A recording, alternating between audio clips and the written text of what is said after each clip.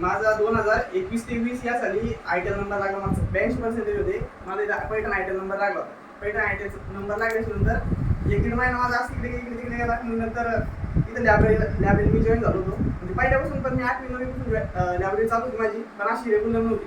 म्हणजे लायब्ररी किती असतं हे माहिती होतं मला.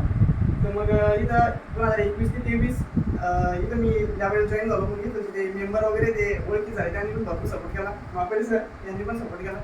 आणि मग लायब्ररीत आल्याच्या नंतर एकाच चांगला ग्रुप भेटला. नंदू सर आपले, परत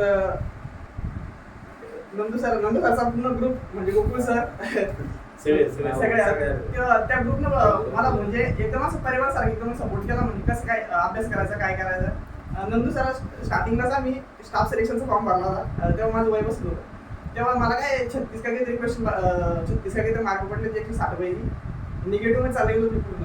मग त्याच्यानंतर मग मी असं पार्ट टाइम मध्ये अभ्यास करायचो. नंतर पूर्ण फॉर्म जे नंदू सरच भरायचे माझे. MTS वगैरे झालं. पुण्याला गेलो होतो मी, दोन एक वेळेस पुण्याला गेलो.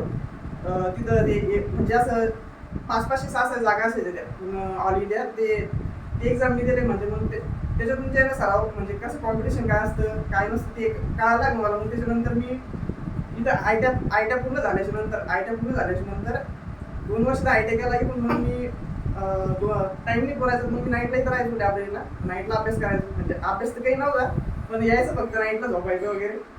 जेवढा झाला तेवढा अभ्यास करायचा आपल्याकडून.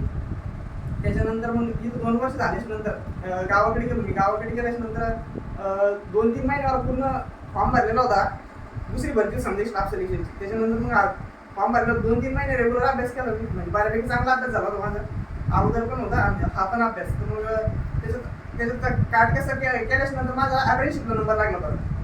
आयटी झाल्याच्या नंतर महावितरणमध्ये. मग परत असंच चालायचं. नाईटला अभ्यास करायचं, डेला की काम वगैरे असायचं. मग मी ऑफिसला चाललं जायचं.